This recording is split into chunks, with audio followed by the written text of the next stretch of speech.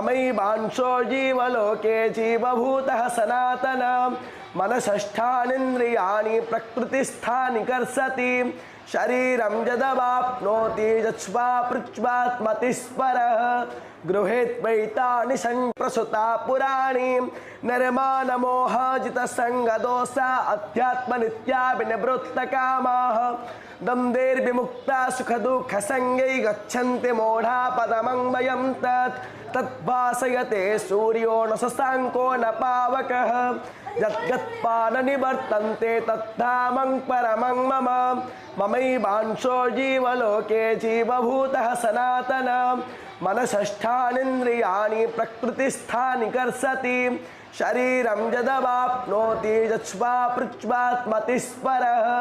गृहेत्वैतानि